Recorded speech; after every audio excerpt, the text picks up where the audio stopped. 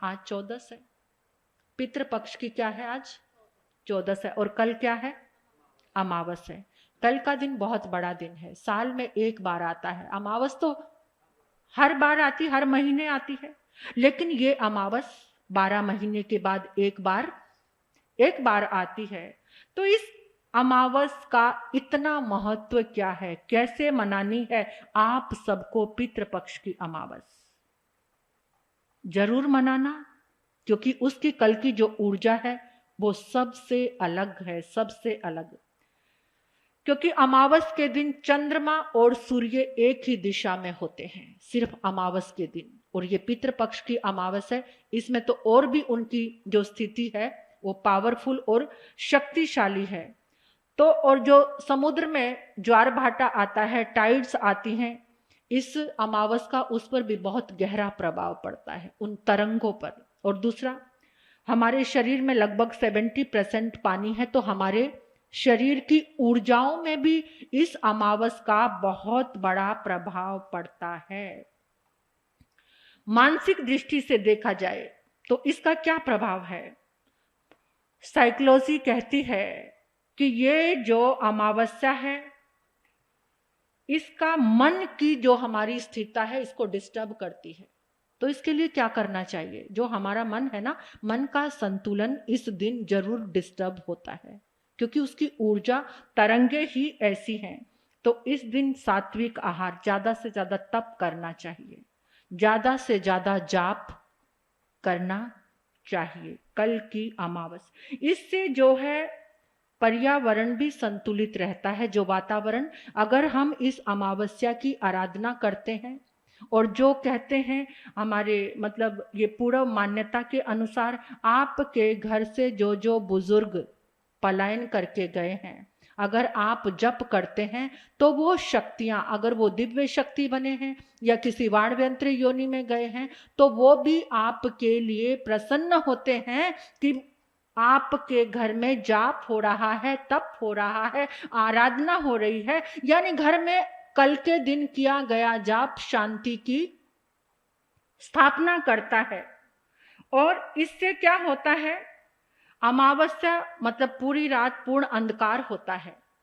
अमावस में क्या, पूर्णमासी में पूर्ण चंद्र होता है और अमावस में पूरी अंधेरी रात होती है। तो इस समय शरीर का जो मेलाटोनिन, एक रसायन है मेलाटोनिन, वो हार्मोन जो हमारे लिए नींद के लिए उपयोगी होता है, वो ज्यादा बनता है अंधेरे में।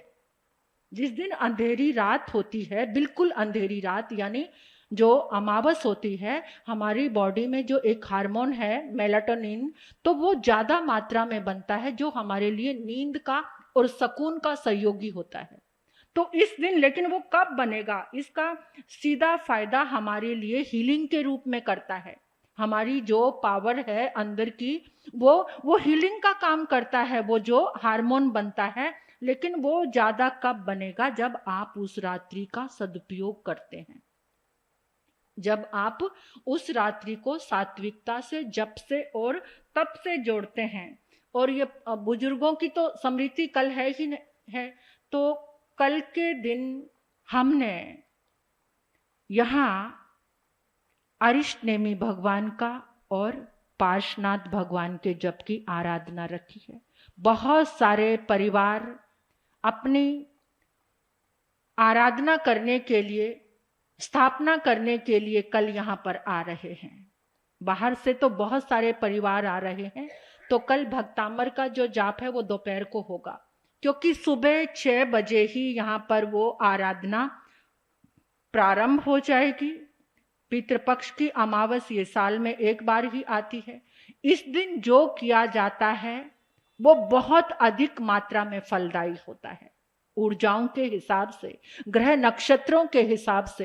तो कल जो किया जाता है, 100 जो बाहर भी सुन रहे हैं, जो ऑनलाइन सुन रहे हैं, वो आप अपने घर में सुबह 6 बजे पहले दिशाओं की शांति करके, जिनको कुछ भी नहीं आता, एक नवकार मंत्र, एक लोगस, या फिर जो वज्र पंजर स्तोत्र है, जिनको वज्र पंजर स्तोत्र आता है, बाहर सुनने वाले, आप तो यहाँ पर आकर कर सकते हो। जो बाहर सुन रहे हैं, हर दिशा में एक नवकार मंत्र, एक लोगस, वज्र पंजर स्तोत्र, फिर एक दिशा में नवकार मंत्र, लोगस, ऐसे 6 दिशाओं में। और क्षमा याचना करनी है कि जन्मों जन्मों की यात्रा में अगर हमारे द्वारा किसी भी जीव की हिंसा हुई है और उस जीव का औरा अभी तक हमारे साथ चल रहा है, उसका वो ग्रंथि बंधन अगर अभी तक हमारी आत्मा के साथ चल रहा है, तो हम सब परिवार उन सब जीवों से क्षमा मांगते हैं। ये पितृपक्ष मनाने का औचित्य क्या है? क्षमा ही तो मांगना है कि जिनसे जिनसे हमारे से गलती हो गई, वो मनाने का ढंग डिफरेंट हो सकता है। बाकी सबके साथ अगर उसके अंदर में देखा जाए तो ये क्षमा याचना ही करना है कि जिनसे जिनसे हमारे द्वारा कोई हिंसा हुई है, किसी जीव की अभिनय हुई है, किसी को सताया है किसी ना किसी रूप में, मन से, वचन से, काया से, तो 84 लाख जीवा योनि से क्षमा मांगना। तो वो क्षमा मांग के फिर ओम ह्रीं श्रीं श्री अरिष्ट नेमि नाथाय नमः, ओम ह्रीं श्रीं श्री अरिष्ट नेमि नाथाय नमः, ओम ह्रीं श्रीं श्री अरिष्ट नेमि नाथाय नमः। इसकी 180 माला करनी है। उसके बाद शाम को जिस समय सूर्य अस्त की वेला है, उस समय भी सभी जीवों से क्षमा याचना करके कि मेरे द्वारा, मेरे परिवार के द्वारा पूर्व जन्मों में किसी भी जीव की हिंसा हुई है। कुछ लोग इसको काल सर्प दोष के निवारण के या पितृ दोष निवारण के रूप में भी मनाते हैं। उसके पीछे भी एक लॉजिक यही होता, काल सर्प दोष क्या होता है, मतलब किसी समय सर्प की हत्या हो गई, कर दी, हिंसा कर दी उसकी, तो वो भूल नहीं पाता है, तो उसकी कुछ ना कुछ अंश मात्र जो द्वेष का भाव वो जन्मों जन्मों साथ रहता है। फिर वो पीड़ा, अब हिंसा से तो आपको पता है ये तकलीफें ही तकलीफें हैं, तो उस हिंसा का निवारण हम जाप के द्वारा, तप के द्वारा कर सकते हैं और क्षमा मांगकर कर सकते हैं। तो संध्या के समय ओम ह्रीं श्रीं श्री पार्श्वनाथाय नमः 100 माला करनी है। पूरा परिवार बैठकर करे तो बहुत जल्दी हो जाता है। पूरा परिवार तो एक एक जने के हिस्से, जैसे 4 जने हैं तो कितनी कितनी माला, कितनी जल्दी हो जाएगा जाप। लोग करने वाले तो एक एक व्यक्ति भी आ रहा है कल जाप करने के लिए, कि एक व्यक्ति अकेला बैठकर 100 माला और 180 माला।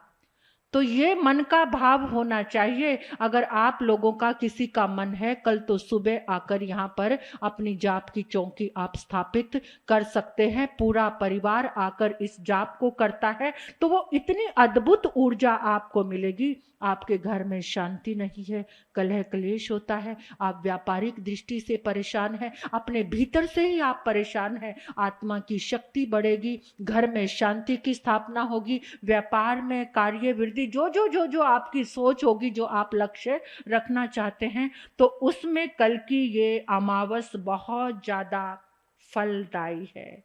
ध्यान, आत्मचिंतन के लिए कल का ये दिन मन को स्थिर करता है, मन की सारी नेगेटिविटी को दूर हटाता है। सात्विक भोजन करना है, जिसका रात्रि के साथ बहुत गहरा संबंध जुड़ा हुआ है, इससे भी मन शांत रहेगा। पूर्वजों की स्मृति में बच्चों को संस्कार देना, अगर वास्तविक रूप में अपने पूर्वजों को कल याद करना है तो अपने बच्चों को संस्कार देना, रात्रि भोजन का उनको, और थोड़ी देर बिठाकर, वैसे भी कल रविवार है तो रात्रि भोजन का त्याग कराना, सभी करना, कल तो बड़ी पक्की है, रात्रि भोजन का तो सभी त्याग रखना। इतना अच्छी ऊर्जा का दान पुण्य करना, मानसिक संतोष मिलेगा आपको। कल की अमावस में आप कुछ ना कुछ दान जरूर करना।